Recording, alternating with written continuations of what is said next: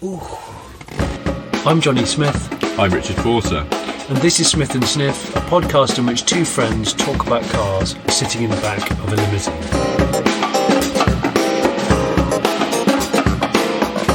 Well, look.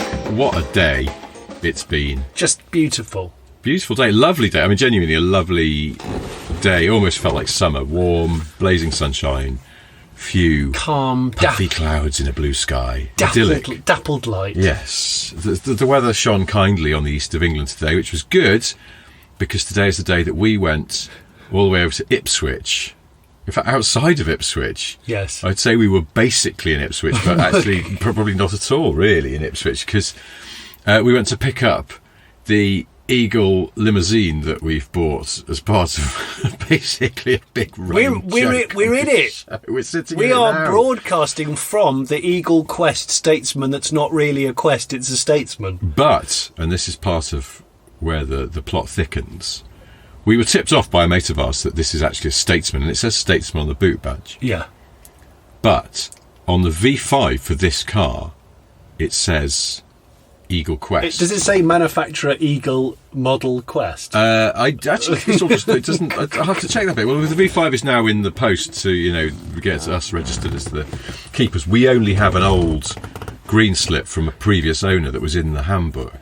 Yeah. But on it definitely says Eagle Quest, which bears out something that appeared in the ad for one of the previous times this car was sold, which our mate Rob dug out, which said it's registered as an Eagle Quest, but it's not. Yeah. So we're going to keep on calling it the Eagle Quest because that's what it says in the V5. I think folklore we like it. Folklore wants us to do that. Yes. By the way, the noise is like this. It's not me letting out a really puffy guff. It's actually me just manoeuvring in to the third row of seats. Got to say third row. The third row, the back row. Because it's a 3-row car. But the pleather is a bit... Well, A, it's a bit clammy, so this car doesn't have aircon. Yeah! Which Johnny's delighted about. Yeah! And it's a hot day, so we've done a lot of windows down mileage. And pop-outs. And the pop-outs, the rear pop-outs have been quite useful for getting a bit of a through draft. I like a bit of through draft. But the pleather is a bit sticky on the back, I would say. Yeah, it's making some absolutely terrible noises on the recording. Sorry. You know when you've got clammy bum cheeks, and you sit on a glass table. Wasn't she a country singer? Clammy butt cheeks, and you've got garden furniture, plastic garden furniture. Oh, yeah. And you just, I'm saying that like I sit in my own garden naked. I don't really. No, never sit naked on garden furniture. It's I mean, apart from anything else, it leaves deep indents on the skin. Yeah, it does. That take a while to go away. Yeah. If you can hear other things, we have got the pop-outs open just for a bit of ventilation because it's still quite hot in here, and we are at Johnny's office, which is on an equestrian farm. Sweet. And they were hosing down a horse just now. They were. Someone was actually detailing a horse. It was. Well, it was almost, but it felt like, that sort of quite brisk, business-like hosing that you see at hire car places. Yeah. It felt a bit like that. Almost a thumb over the nozzle. Yeah, let's just get this done. Get the superficial dirt off because someoe's coming to take this horse away. They've already booked it. Actually, the people that we bought the aforementioned Eagle Quest from, who, I've got to say, Ashley and Lewis, sweet guys. What a setup, though. What a setup. In the middle of the countryside, really, down narrow lanes, through some woods. Yeah. And then... Miniature horses, which you were absolutely amazed by. I was fascinated by the tiny horses. They weren't ponies, I don't think. I think they were just miniature. They were ponies. I think they were miniature. That's what the small horses are. No, they're K-class horses. Oh, they were K horses. Now I'm interested. Yeah. But their premises were in sort of on one of those... In winter, I bet that place is very muddy. Oh, gosh, A muddy, rural, light industrial development. Yeah. With just sort of... Were they Nissan huts? I think there was a Nissan hut. You know the sort of place, and it's just puddly, and there's lots of stuff everywhere. So it seems to be other car businesses. There were just cars with missing their front bumpers, and an extremely ruined. What was it? Old, like second generation BMW Mini. Yes. With no glass and things. So fascinating place. And then these guys who were selling this car, Ashley and Lewis, showed us some of their stock, but also some of their cars.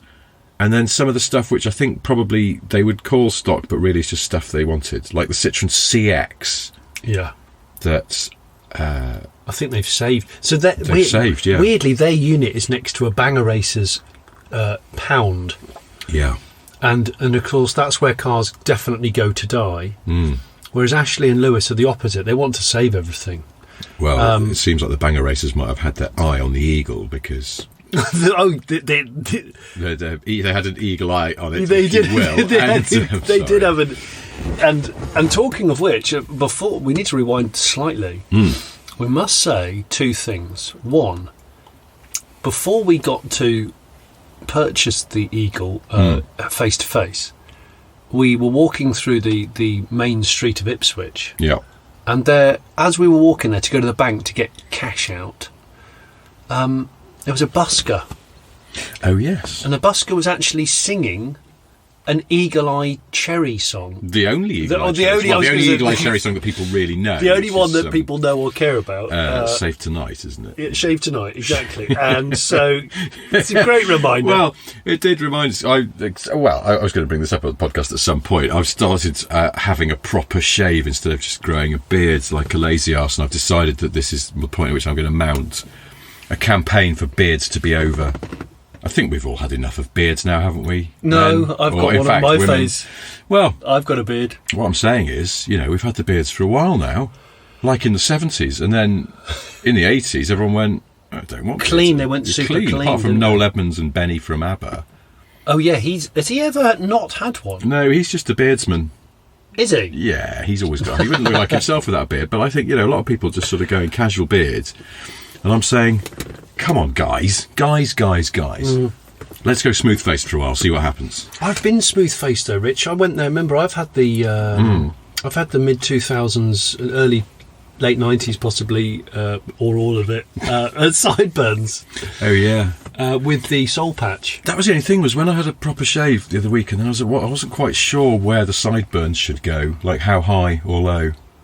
I don't think we're in a very sideburny time, so it's... Do you know what? I could see. I'm looking at you as I'm saying this. The middle of this part of the ear. Yeah, the sort of over the top of the hole of the ear, like the bit where the sound goes in, the ear hole. The middle of the ear hole.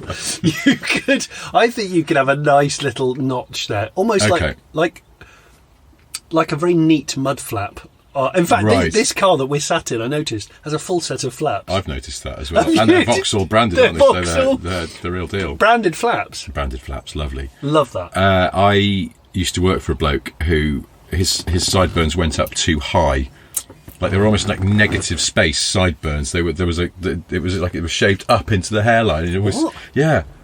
It was always like... Did you ever talk to him about it? Who's nicked Ian's sideburns? Because someone should tell him they've gone. That doesn't make any sense. It was a bit... Can you hear that? Heavy breathing diesel. Yeah, there's something passing by. And I can't see because I'm up against the very heavy, I know what it is. Opaque. It's a modified Ford Ranger. It is. It's a very kind of sinister Ranger. It is a bit sinister, yeah. Yeah. Anyway, so... what were we talking about? Oh, shaving. Anyway, yeah, I'm mounting a campaign to go clean shaven. It feels very clean and fresh, and I like it. And I'll probably do it for about another 2 weeks before I get bored of it, because it is a bit of a faff. Well, I still wet shave. Yeah, me too. Except I've just bought a new electric razor because I couldn't find my old one. Yeah, so I wet shave twice a week. This is not interesting, is it? This fucking thing for a podcast. I wet shave twice a week on the neck because I don't like having a really... I've actually got one today. I'm saying this. I'm stroking my neck. I've got a scraggy neck, and I don't like it. No, you've got to tidy the neck. And also on the cheek line and around what would be the soul patch. Right. So again, trim down the soul patch. But this is the thing. What if you just all gone, and then there's none of this faffing? It's like you've made a decisive move. I'm just going smooth face. There's a little element of worry there for me, Rich. Why is that? Because I think I look less attractive. Okay. And I'm saying that like I look attractive, but you think you look better with a beard? I think now, because I've shaved my head. Yeah. I think I look better bearded with a low-profile head. Yeah. When I had a full head of black hair, I think not having the beard was okay. Yeah, I know. But as a man of, follicular sparseness up top, yeah, I've got to consider these things. I think you could go. Also, as a single father, right? Because I've got to keep my eye in on the game. Oh, I see. Yeah. Try this one for size. Yeah. What? Cue ball. No. Go all up. No, I mean, not a pissing chance. I'm only saying. There are listeners who I know. I've had this conversation actually recently on Twitter. Yeah. With a few followers of the Late Break Show and also Smuth and Snuff, who do bick the head, wet shave the dome. And I can't do that because I don't have the build for it. Yes, I know what you mean. I think I looked sort of wispy convict. And yeah, if I was ripped and broad-shouldered and kind of like Daniel Craig spec, or I think Sons of Anarchy spec. In a way, actually, the full cue ball actually kind of suits a sort of burly gentleman, not necessarily a muscular one, but just a burly bloke. Just a level of broadness, rugby player-ish. Yes. Because, like amateur rugby players, not ripped. No, but big. But big and strong. Yeah. And it emphasises the bigness and the strongness.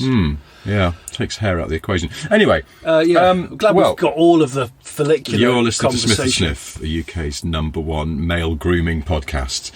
But back to today, which was... Frick, I'm so excited today. I know, it was very exciting, wasn't it? And also, for context, we haven't mentioned this, have we? I stayed at your house last night. Yeah, I welcomed you into we were raring to go in the morning. Yeah, Rich came across the bungalow of seduction, and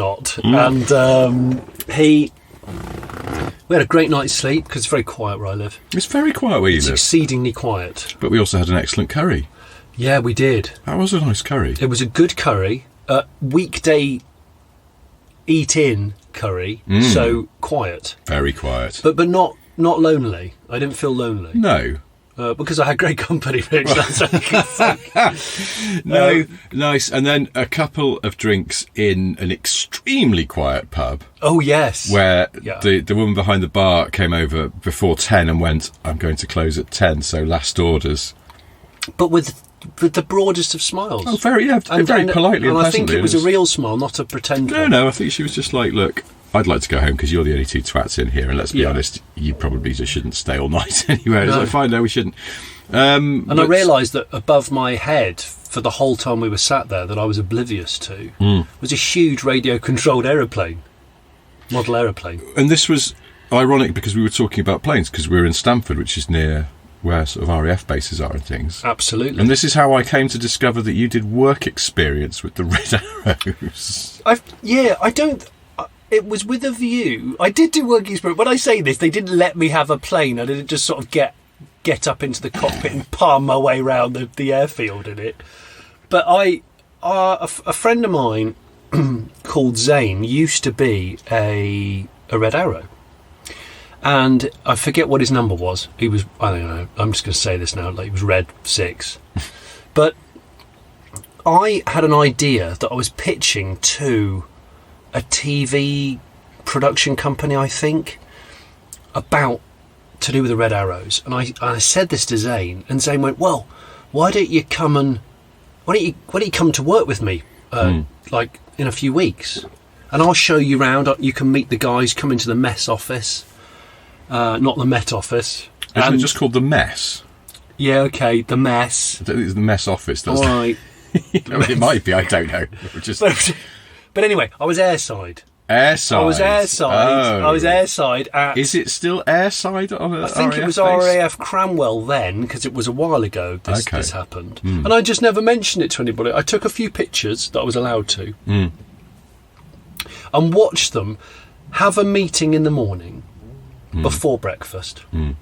Then they all went into their aircraft, put the domes down, and then they taxied and went off, like flew. I mean, yes, they didn't just drive around the airfield a bit because they were saving fuel. No, they just went on to the A1.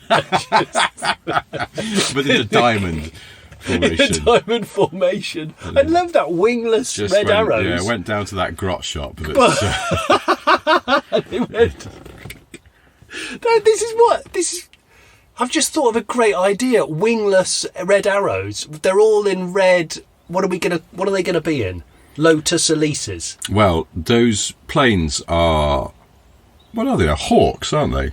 Yeah. So, I think they are. What about? We're in it now. Red Eagles. The Red Eagles. But hang on, the red arrows are notoriously agile. Oh yeah. Because they're stunt formation flying. Hey, this car's not bad. The only thing is, and I've realised that this is probably not even a component of it being a limousine, that the steering is rather vague. Yeah, it's but slow. I'm pretty certain that these Senators had recirculating ball steering. I need to get under and have a look. And I think that's why. I think it's just a characteristic of the Senator. So you find yourself doing more steering than you might expect. You need to be quicker inputs for the rack. It's when you're on a curve on a dual carriageway and then there's a bit of camber to deal with as well.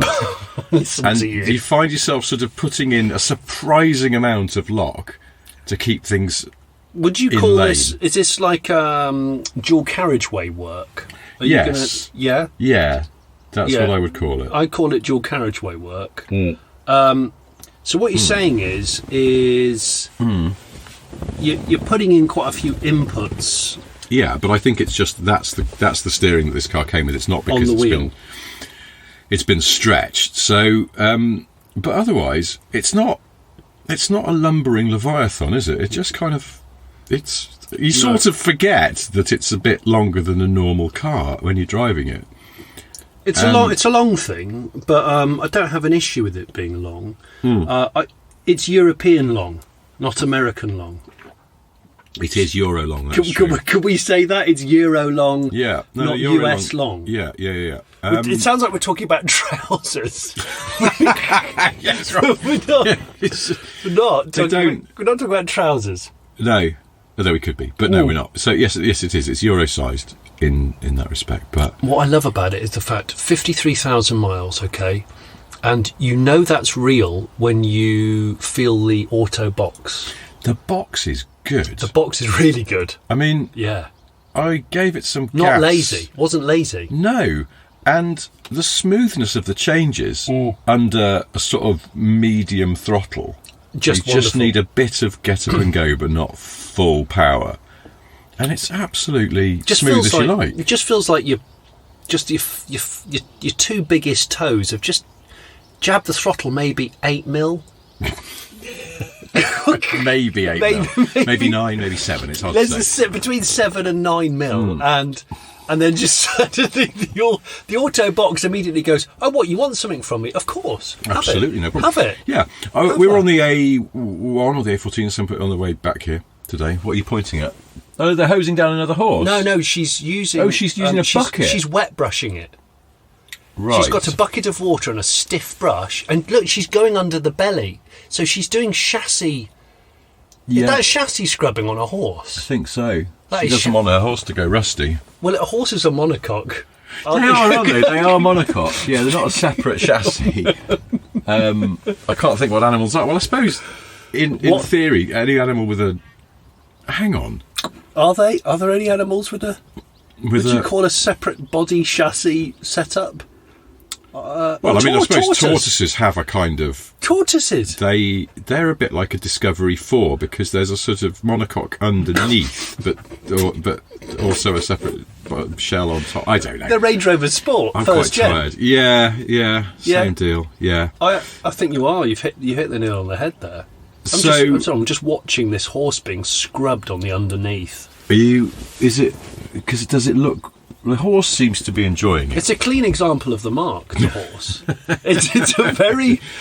Are you regretting that we went all the way to Ipswich to buy a 90s limousine when we could have just bought a horse? No. They're very... I mean, this, I hope, will not be ruinously expensive to run. Horses are insanely expensive, aren't they? They're so... From everyone I know who's ever come into the orbit of horse...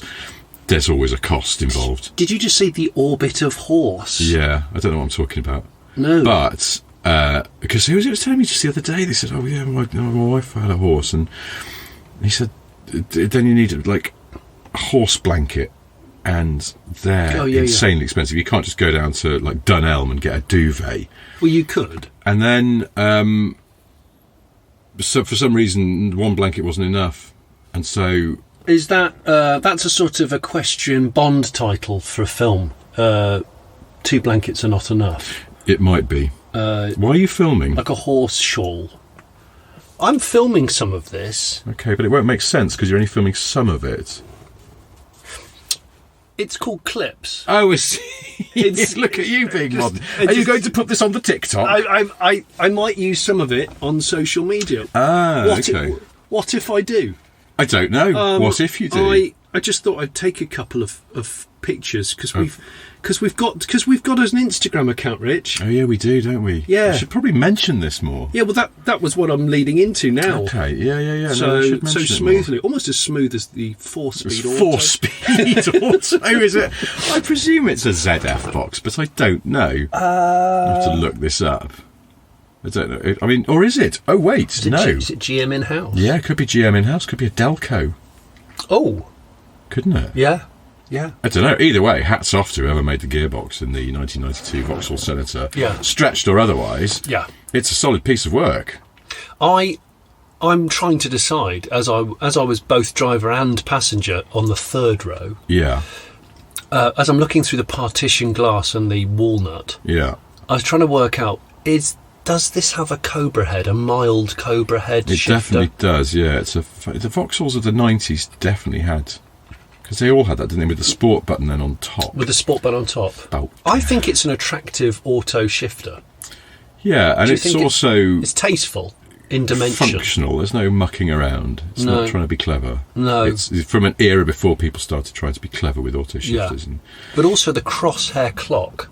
Which doesn't work, unfortunately. Oh, no, it's always 2:15. It's always 2:15, but if we want it to always be 7:30, it can be that as well. It'll just stay there. The funny thing is, I looked at it. The first time I looked at the clock, I went, oh, the clock's... And it was, in fact, at that point, I looked at it about 2:05, and I went, oh, the clock's 10 minutes fast. I must remember to adjust that. And then later on, I went, okay. It's still 2:15. Still 2:15. But yeah, the crosshair is a nice touch. It's a shame that the clock itself doesn't work. But hey, rough with the smooth. So, I've just noticed it's got that adjustable rake.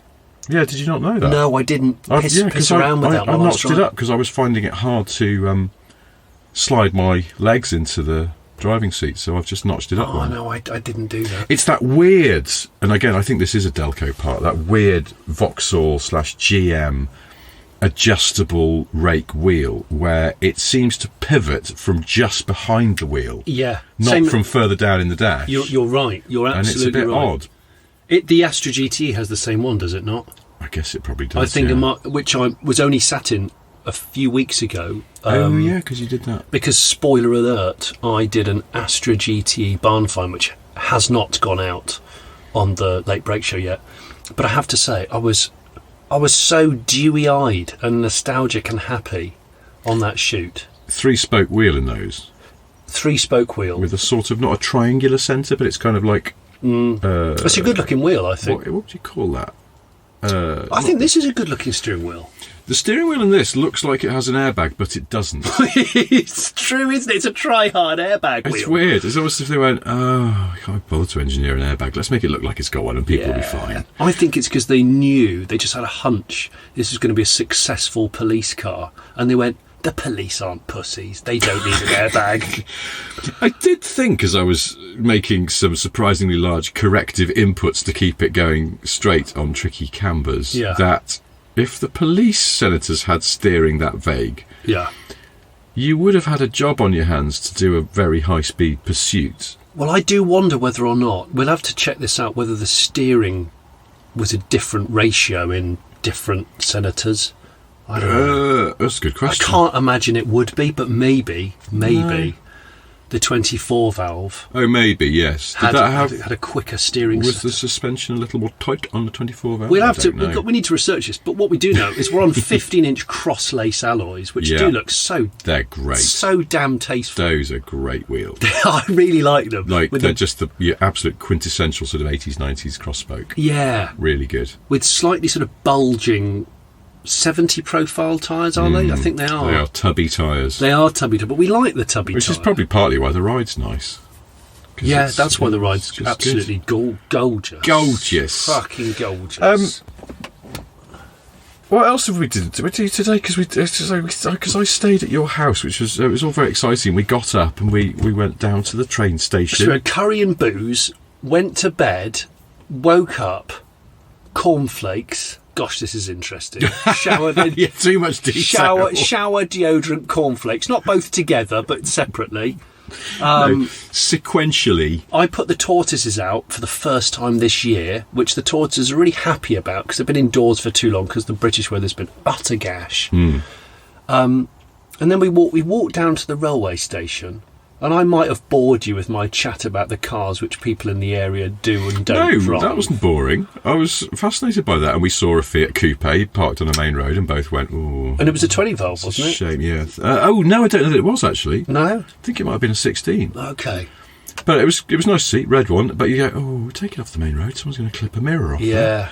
And I popped to the corner shop to get fresh milk and noticed how lichenified the Shogun pinning. The algal pinning. The algal pinning. Yeah. Which I've mentioned many casts ago, which is obviously doesn't move, and it just has wheelie bins resting on it. I think the danger with the algal pinning is we'll mention it so many times that it'll become the new Eagle Quest and we'll end up buying it, and then sort of fast forward to a few months from now and we're sitting in an algal pin. And then also the problem is you buy the algal pinning, you've got to leave it algal, otherwise it's not the car you're talking about. I couldn't do that. Well, no, I'm not sure I could either. We'd have to do some slow motion detailing. Perhaps though you could do a thing with careful application of masking tape where you detailed the shit out of one side of it and brought it all back to full lustre and left the other side algal, so it was a sort of half and half car. Well, because it's lichen, it's a slow-growing... is it slow-growing, shady... It's a shade enthusiast lichen, isn't it? Okay, is it? We would decide... that's one thing we did over breakfast. We had the amazing, slightly partridge debate. Is it lichen or lichen? Lichen. And I said, I'm sure that lichens were sort of a breed of vampire. But you know when someone goes, do you say this or that? Like controversy and controversy. Do you say the controversy or controversy? And this is when you get asked, you go, well, no, I don't know. No. You've given me both options and I can't think. You'd have to surprise me. Yeah. Just go, quick, say this word and give it to you written down. And then you'd find out. Show them a picture and say, what's that? What's that? So, yeah, I still don't know how I say lichen or lichen. But Lichen or lichen? I actually say lan because I just want to confuse people. But I know I like walking around a strange town, or a town I'm not from, but someone else is, and they can point out the interesting cars, or tell you where there was an interesting car, but now it's not there. Quite. But of course, we did a bit of that in Ipswich as well. Where I did look, when we walked over a river, I did look into the river to see if there'd been a no-name mountain bike dumped. Did you see, I couldn't point this out to you, but when the train pulled into Ipswich, as we were waiting to get off, there was a guy coming from the other side of the doors. Did you see him? Who was a definite no-name full suspension mountain bike guy. But he didn't have his bike with him. Yeah. But in all other respects, he had the sort of hollow-cheeked look of a bloke who... The Ian Brown cheeks. Never oils a chain, but does enjoy a bag of cans. Well, I went for a run yesterday morning, and while I was running, coming up behind me, for ages I could hear it. Ages. So he was going no more than running pace. Yeah. It was an unoiled chain of a no-name full suspension mountain bike, and the guy was riding it with a Lumi vest on. But nothing else? No, he was wearing other clothes. But I think that's a perfectly valid look in the summer. You see that going on, don't you? Go, oh, well, I've got to be safe. Oh, what, topless with the... But with the hi-fi on.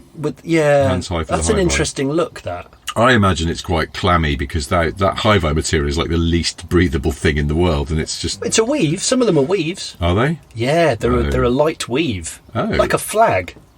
Okay. Like flag material. I just think of them as being sort of slightly plasticised, so they're just a bit... I think the early ones were. Okay. So today when we were on the train, and we've mentioned this before, I really... Oh, shoot.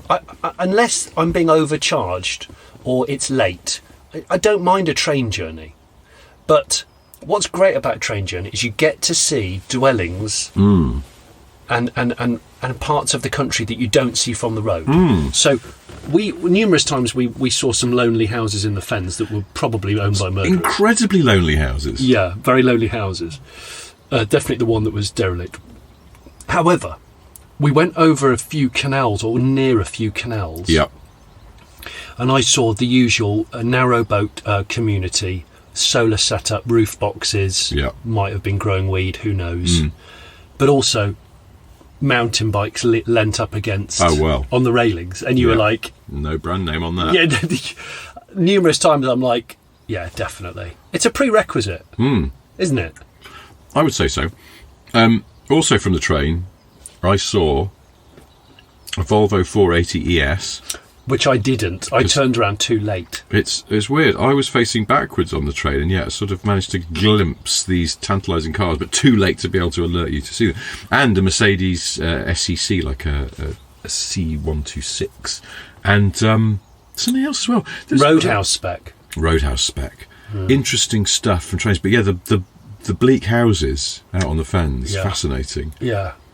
And then we saw that crop spraying machine and you were like, is that interesting or would you just be bored doing that? I don't know. I said and there might be farmers that listen to this, it's a bit, there were some big fields in the fens, of course, and this thing had a hell of a wide reach. Yes. This crop spraying tractor. And I thought, I'd like to imagine that's quite a therapeutic experience as long as you've got a good podcast or music selection playing. I think it was a John Deere, that particular one, that tractor. But this sort of brings me to what we were talking about earlier on the train about my long-time belief. I think I've had this since I was a kid. What's that? That I'd quite like to be the person who has to sit in the guard's van. I suppose that would be the guard, wouldn't it? But on a freight train. Yeah. And you get a long freight train, and then right about there's this little guard's van just bringing up the rear. And I've always thought, you could just sit in there. I bet you could have a little kettle or something. Yeah. Make yourself a brew. Yeah. You've got the radio on and you're listening to some music and you're just sitting there watching the track disappearing away.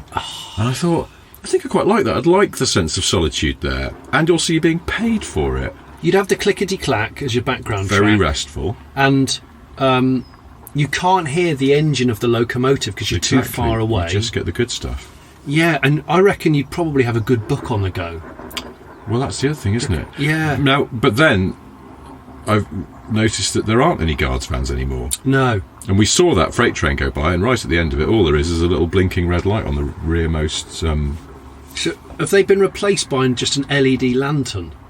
Well, it leads me to think, because I was basically my inherent laziness. I was like, wow, what a job that would be to sit in the guards van, because what do you do? Nothing. You could just read a book, listen to music, drink tea. Fantastic. You must have an intercom with the driver.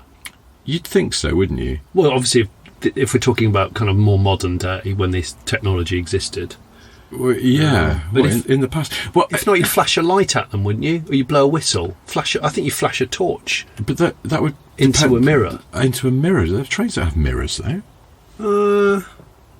Because they don't need them. Because they don't pull out onto the other track. Don't they have a cheeky mirror just so they know what's going on? Oh, I don't know. I think I know we've got listeners who work in the railway industry, so maybe they can set us straight on this. But I'm assuming that it's not simply the case that the railway people went, hang on a minute. Railway people. Those twats in the guards vans aren't doing anything. Let's get rid of them all. And that was the end of the guards van. I presume the guards van was there for a purpose, but then this was somehow superseded by technology. And so my childhood dream job of idleness has gone away. Well, I put out on Insta that a picture of us sat at the train station in Peterborough. Yeah. Where we were getting our connecting train to Ipswich, and a train driver who obviously follows Smith and Sniff said, "I can see you're sat on platform 2." And I'm like, "No, we were sat on platform 6, wasn't he? On platform 2? Oh, he's on 2, yeah. And we're on 6." And I was like, "Bloody hell!" But I didn't notice that particular message until we'd already were on our way. So he might have thought I was ignoring him. So I'm sorry if you thought I was ignoring you. I really wasn't. But I also realised, I think it was platform 6, and I put something on Instagram that I think I did anyway. That I remember being marooned in Peterborough railway station for in excess of an hour, trying to get that little connection back to where I live. And it was cold and it was bleak. And I was in that waiting room in the middle, like an island waiting room, which was all glass, and nothing in there apart from seats and a vending machine, hard plastic seats. I was in there with about a dozen other people. No one was talking to one another late at night. And this older lady came in, pushing a shopping trolley with 2 pit bulls in it and a load of like Life laundry. I don't know if she was homeless, I'm not sure. But what I do know is that a guy was following her who was either a son or, I don't know, friend. She was being really sweary. She sparked up a cigarette when clearly it said no smoking. So nobody said anything. And then I was stood by the vending machine. I'm coming to the point really quick here. And she looked at me and shuffled over to me, and she told me to get out the way. I got out the way. Do you know what she did? I'm trying to think. She crouched down and pulled her pants down. Oh my God. And did a wee on the floor whilst laughing at me and all the other people there. I couldn't believe what was going on. So I went outside to just clear my head of what I'd just witnessed. Yeah. And there was a toilet. There's a toilet. There's a toilet on the damn platform. No, this is some world-class trolling going on here, or trolling. See, now I can't remember how I say that word. Trolling. I just couldn't work out what was going on. Shopping trolley with 2 like dangerous dogs in it. Oh yeah, I mean that's an interesting detail. Massive swearing, and then just smoking, and then weeing on the floor. This woman was probably... She's just testing the limits of everything. She's probably in her 70s. Oh God. Yeah, it's serious. Wow. And that's why people listen to this podcast, because it's all about cars. It is. Yes, it's Britain's biggest car podcast that also deals with incidents on Peterborough Station where appropriate. I wanted to reference something from last week. Did we talk about, or a couple of weeks ago, those Brazilian lorries that have incredibly jacked up rear axles? Yeah. And that we thought was to stop lorry thievery. Jacking. Yeah. We've had a couple of messages from listeners in Brazil. We don't have any Brazilian listeners. Well, we damn well do. We have Eric Barbosa for a start. Eric's in Brazil. Hey, Eric. I was listening to the latest Sniff and Smith podcast. What did I just say there? Smith and Sniff. Is that right? I'm very tired. Smith and Sniff. That's the name of this podcast. Fucking hell. And I heard you guys talking about Brazilian trucks. That trend is called arqueado, which is ARQUEADO. But Eric has very kindly given me a pronunciation code there, arqueado, and consists of lifting the back of the truck. Its purpose is not to prevent hijacking. Some truckers claim it improves handling by shifting the weight forwards, but it actually messes up the centre of gravity, increases the load on the front brakes and axle, and increases the risk of injury to cars crashing into the rear of the truck. So it's just for show, basically. Really? Yeah. Now we've had another one. Just like it's like the 70s street machine stance on cars when you jack the rear up. And then another Brazilian listener, Dr. Guilherme Spina. Sorry, I'm getting that wrong, but he says, "Hello guys, here is a listener from Brazil. In fact, there is a fad amongst Brazilian truckers lifting the rear of the trucks, resulting in insane rake like some F1 cars. There are 2 reasons for this. As the rear is always lifted /high, it appears that any cargo they haul is lighter than it really is, as heavier cargoes tend to lower the cargo area. The intention is to fool highway patrol cops not to weigh these trucks, as they are frequently overweight. So the original intention is to skip weight inspections by roadside cops. Now it's become a fad, and truckers in general, even those with smaller city trucks, also do the rear. Jacking. There are no hydraulics, just bigger coils and leaf springs. Bloody hell. Oh, wow. Well, thank you, Dr. Spina. I mean, it's just so random. It's so random, isn't it? Also, it seems to be Brazil-specific. I don't know, if you're in another country that does this, somewhere around the world, do get in touch and let us know. But our Brazilian listeners have provided us with more information, which is really useful for that. Now, because you stayed at my house last night, yes, I was going to mention, but I thought it was a little bit too boring. the fact that I've recently bought some new old stock ergonomic Danish cutlery.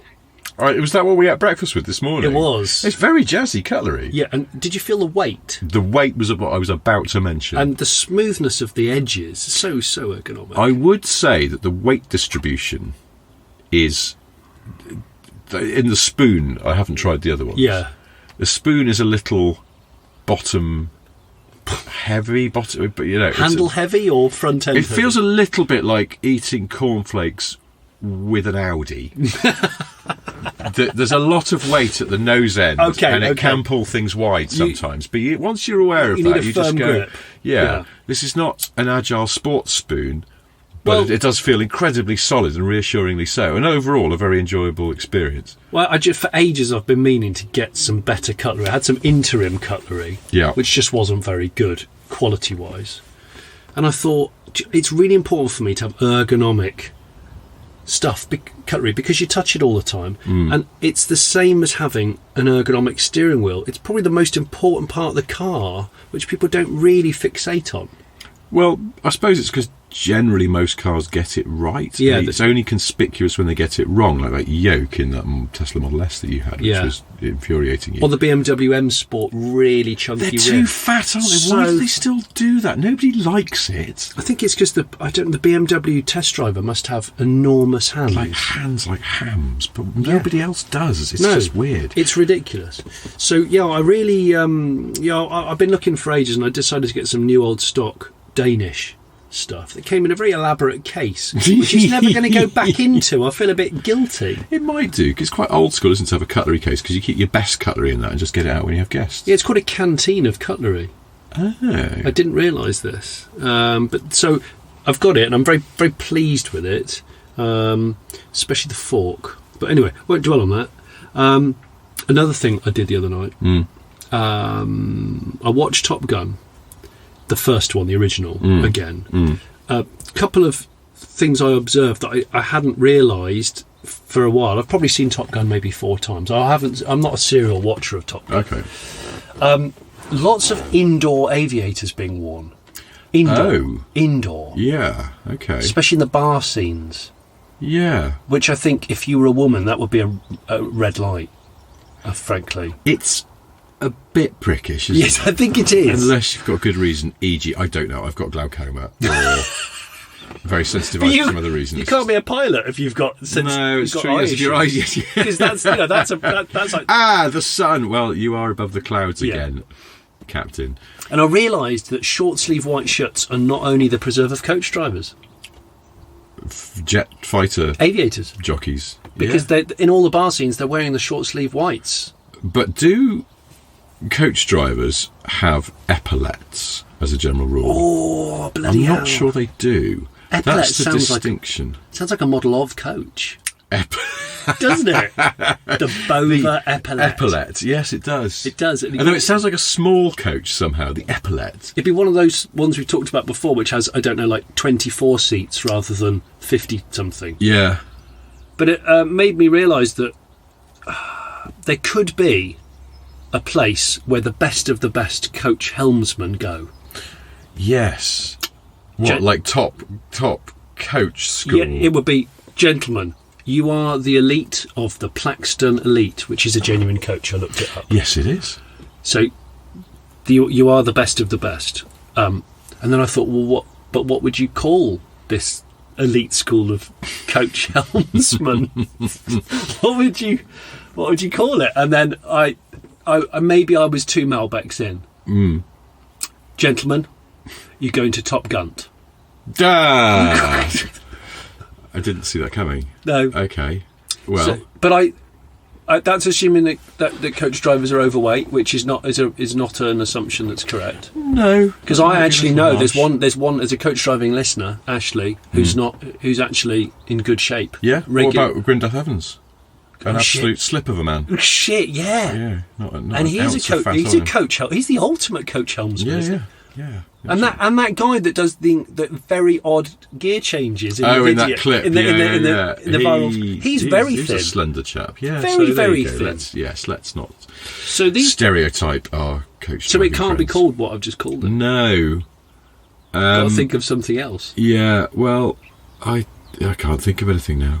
But just so tired. I am really tired. It's just hit me. I'm absolutely tired. What I wanted to mention though, we go back to our day today, and the cars we looked at that Ashley and Lewis, who sold us this Eagle, had in stock. Oh yeah. What an eclectic mix. We'd already mentioned, didn't we, the other week when you spoke to Ashley on the phone, that he mentioned he'd got 2 Preludes in. And I thought he might be taking the piss. We should say what happened today is that, and if you've heard the previous podcast, you'll know that Ashley had said to Johnny on the phone, because of some podcast that's mentioned this car, I've had people giving me shit on messages and email stuff.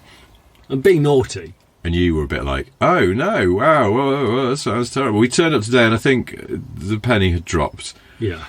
And Ashley went, are you two from that podcast? He said, I've got, guys, I've got to ask. Yeah, that's he did. Are you? He took a run up at you. And because I have to ask you a question. Because he asked us so straight, I could not fib about it. No, I was like, I'm going to follow your lead, but if you lie, I think I'm going to struggle to follow up with the lie because my face will give it away. Yeah. So I'm glad that you went in with the honesty tip, because it was the best thing to do. And then he said, and initially I wasn't 100% sure that he was joking, but he went, right, that's it, the sale's off. Yeah. But he was kidding. And then it was all out in the open. It was quite nice. Yeah. But obviously he doesn't listen to the podcast, so he doesn't know about Preludes being a running gag, and he did show us his eagle-faced Preludes. Yeah. Or hawk face. What do you call those? The Mark. They've got you know the ones, the hawk face. And they've got little nostrils. Yes, inlet the nostrils. I don't know what. I don't know what they're known as. And weirdly, also, were we on the train today when you showed me that there's that Instagram account called Parked in Bath or Bath? It's not called that. It's called Parked in the name of the place where I live. And it's a guy who just takes pictures of interesting cars on the streets of town. And he's found a Prelude in Bath. I found a red Lude Mark II. Yeah. Mark II? Yeah, the four-wheel steering, the first four-wheel steering jobber. Yeah.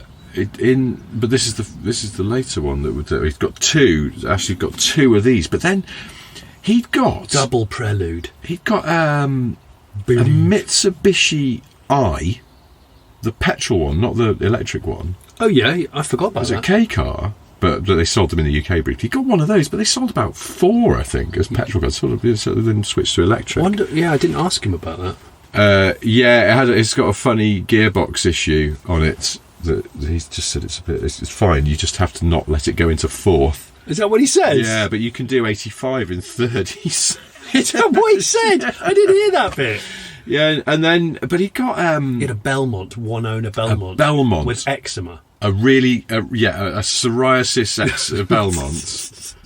And Subaru what was in Justy. front? The Subaru Justy was in front of the Belmont, early wasn't it? 90s, same plate as this, I think it was, a K or a J. A Mazda 323 estate from the early 90s. Very odd. Very unusual thing to see. Yeah. And there was that CX estate we've mentioned. But then he also had a BX, TZD, so a high-spec diesel. And the other Citroen, is it XM? Yes, he had an XM wagon. That was an estate, yeah. And then that primrose yellow XJ40 limo was a Daimler. That's right. Did you get the sense, I guess because banger racing is big out in East Anglia. It is. But that this creates tension and trouble in the used car community. Oh, what? Because the ones that want to protect, they get prodded and surrounded and goaded. I get the impression that because Ashley said someone had sabotaged that Daimler limo, and I said, who would do that? That was a stupid thing to do. And he said it's someone that I wouldn't sell it to, probably. Can't say for sure. But he'd been approached by a couple of short oval enthusiasts. Yeah, and they just wanted it to smash up, and he didn't want them to do that. And then they were obviously angry about that and took some revenge. You just go, what? I hope they did. What a weird world. Not very nice world. I know.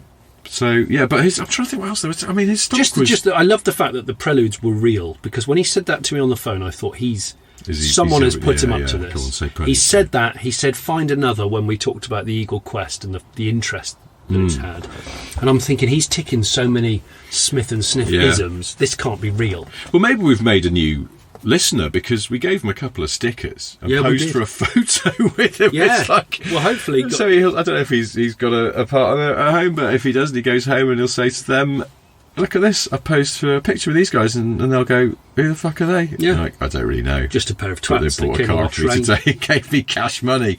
Yeah. But then we were like, he has such eclectic and unusual stock that we were saying earlier on, it's like, we've given him cash money today. What's he going to buy with it? Oh. I couldn't even begin to guess. He'd probably go and like buy a DAF 55 Variamatic or something, because you just go, well, I didn't see that coming. I do, and it's the first time I've held £50 notes for a very long time today. Yeah. Went into the bank, withdrew, fresh sheets of money, and she said, "Do you want to have them in 50s?" And I must point out, Ashley drove a hard bargain. I do like a haggle. This car was up for £2,295, I think it was. I can't exactly remember. The ad's still around. It took me an immense amount of effort to get him to 2. That's what he does for a living, isn't it? Yeah. Car trader. Yeah. It's 2. his job to not give away money. Yeah, and so that's what we've done. But I have to say, having driven back in it, mechanically, this car is superb. It feels good, doesn't it? feels Genuinely, really it does feel. It feels tight, because you also think, well, this car has been sliced in two Yeah. and pulled apart, and then had fiberglass and plywood and all sorts of things. Well, you said the floor is plywood. Well, I think certainly the internal floor, it's got false floors in it, which is carpet wrapped plywood. And these middle seats, the pallbearers seats or whatever you want to call them, Quite a smooth action on those. they're isn't it? amazing, and they're so Yeah. heavy duty. And they're very heavy, yeah. Ruddy love them. So, but that's, you think, the hull of this car, I don't imagine that the Opel design team in Germany had high on the list of priorities. Must be suitable for being stretched by a company in England. Yeah, they in Bolton or the Yeah, Eagle are now, maybe they always were, part of Wilcox, Yeah. who, amongst other things, made the hearse that was used for Her Majesty Queen Elizabeth II. Oh, That Jag XJ hearse, that was a Wilcox job. Really? Yeah, apparently. so So, royal heritage going on there. yeah, no, Wilcox the real deal. In fact, that yellow Daimler that we saw at Ashley's place had Wilcox plates in it as well, so I think that was one of theirs. But Wilcox plates. so I don't think the Senator was, sort of given that it's been stretched and it's had its roof raised and all this sort of stuff, you go, it could be wobbly and creaky AF, and it's not. It wasn't creaky. It's not creaky. I haven't heard a single creak from it. And I, as we got back from the journey to where it's parked right now at the farm, I thought, it's nice and dry on the floor. I'll crawl under it and have a quick goosey. Oh yeah. The rear exhaust's hangers, rubber hangers, one of them's completely gone and just split and just hanging there. The other one is just holding on to the exhaust by like a finger and thumb. Yeah. The tiniest of finger and thumb. So we're going to have to get some new rubbers on that. But I'm loving the divider. I'll slide it for the purposes of sound. Here we go. Ooh, that's a nice solid end stop, isn't it? It's like the security, or as Rich said, it's like the divider, a hastily applied divider during COVID times. But it's surrounded by walnut, which is a little bit weathered, and it's got crank down windows All round. and pop outs at the back because it's not a 6-door. The hand cranking windows in the front, I noticed you wanted to put the passenger side up and I was sitting in the back. So I know. that became an inconvenience where electric windows, it wouldn't have been an issue. But on the other hand, I do sort of look at the hand crank windows and go, well, that's one less thing to get wrong, isn't it? It's future-proof, man. And It's future. because what you also realise is that they've had to obviously put taller glass because the doors are taller, because the roof's taller. But then the lower doors are still the same height they were when this Senator came out of the factory, so the windows don't actually go entirely into the doors. It's physics. Simple, or is it? Anyway, it's just, they can't go all the way Just down. find another, mate. Maybe that's why. Maybe these converters they deliberately chose, because I imagine then that wind-up windows were available on the lowest spec Senator. The other thing we've noticed is we think this car was made blue, and we're wondering that maybe they didn't make black Senators. They just ordered the darkest colour they could, because under the bonnet, the inner wings and the strut tops and everything are A dark blue. Yeah. but then it's got a PPG paint sticker and it's sort of second VIN plate from Wilcox/Eagle. It says it was sprayed PPG black, so I imagine it just gets a full respray once it's been stretched. Can you tell that we're excited about the Eagle Quest? I didn't expect that we would talk about limousines so much. The listeners took action, and we reacted, and that's why we've sat in it and we've paid £2,000 for it. We're ballers. There's some ballers or ball bags. You walk. There's some YouTubers out there, there's some absolute strokers that buy Ferraris and accidentally on purpose set them on fire for clicks and all that. We don't do that. This is authentic here. No. We spend 2k on an ex-funereal stretch. But we will do some things with it, and then we have got a few little plans afoot, which we'll tell you about soon. We should, for now, though, wrap this up, and I'll say that we won't be constantly banging on about the Eagle limo every week. Well, next week, back to normal, and we probably won't be sitting in this car, probably, but there's a small chance that we will. Well, you never know. Anyway, before we go, I have 3 things to tell you. They are: 1, Johnny has a solo YouTube channel. It's called The Ladies Braise Show, in which he interviews women who are joining 2 pieces of metal together with a... You stupid prick. You stupid prick. Ladies Braise Show. Ladies Braise Show. It could catch on. If that's not your taste, there's always the Late Break Show. Lots of excellent videos on there. What's coming up? Okay, so we've got, when you listen to this, the freshest video will be the part 3 and the grand finale of the Kia Picanto going on the Land's End trial. Oh. And so this is a 3-parter, and I'm really pleased with the feedback from it so far. Of getting a brand new Kia Picanto that's going to be killed as a pre-production car, prepping it and then taking it on the Land's End Trial, which is trialling's world's oldest motorsport. Motorcycling Club are the oldest motorsport club in the world. Ah. They celebrated their 50th birthday in 1951. Think about that. What an unusual way to express it. But yes. Okay. Good. So go and watch that. I'd love you to, and spread the word if you want to spread it. And if you don't, well, just think about what it looks like when someone's detailing a horse, because that's what I'm watching. Are they at it again? No, she's finished. She finished it and let it drip dry by walking it round the yard, which is like when people wash their car and they take it round the block. Yeah. Did she dab the horse's brakes a couple of times to dry them out? To make sure the discs had a sheen on them. Yeah. Yeah, she did that, yeah. Second thing I've got to tell you is I've got various books out. One of them is called Boring Car Trivia 4. It's the 4th in the series. Is it? Yeah, it is, actually. It's quite a subtle clue in the name, but wow. I'm sorry I had to point that out to you. And the third thing I've got to tell you is you're popular with the enormously successful South Korean boy band BTS. Yes. Do you know what BTS stands for? Bottoms something shit. Well, you won't get it because it's a Korean phrase. Oh. It's a Bangtan Sonyeongdan. And what does that mean? I might have pronounced that wrong. It means Bulletproof Boy Scouts. What? I know. BTS? Exceedingly random. Bulletproof Boy Scouts? Yeah. I don't think they're actually bulletproof. Who knows? I don't think they're any more bulletproof than this limousine. This limousine's tough. The thunk of the second set of doors. Yeah, they are good, aren't they? Yeah, it's a big quality object, this. Yeah, I know. I'm quite taken by it. Yeah, no, it's good. All right, well, thank you ever so much for listening, and we'll do this all again next week. And don't forget, we are going to 2 shows a week. On the Other Side of Things, our new Friday spin-off show is coming very soon, possibly even next week if we can get our act together. Yeah. But until then, thanks for listening. Goodbye. Thanks, guys. Cheers, mate. Thanks, mate. Bye. So you've enjoyed this podcast, but you've had a thought. Is there a way here today that you could show support?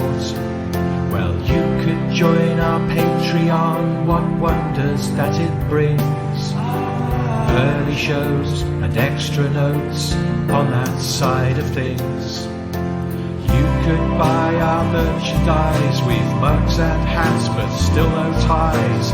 One day we will make those pies, but in the meantime, guys, hey guys, like and subscribe, and maybe a nice review. Like and subscribe. We know you know just what to do. Like and subscribe. We don't want to take the piss. Like and subscribe.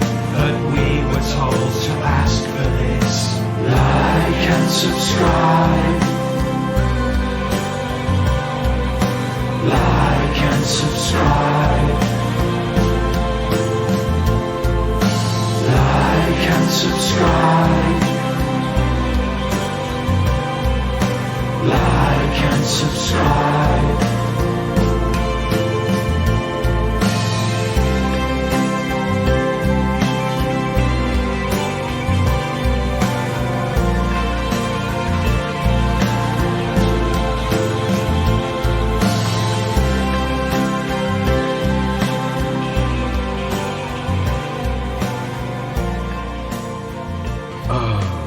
Like an eagle. My stomach's rumbling, Yeah, mine too. and I'm two curries in. You could do a third. You gonna do another curry tonight?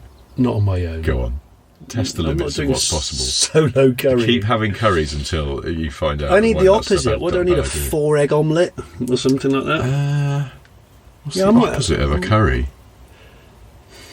Something Beans exceptional. on toast. Jacket potato Yeah. with something really hard on it. Hard cheese. Hard cheese. Yeah. Nah, just have another curry.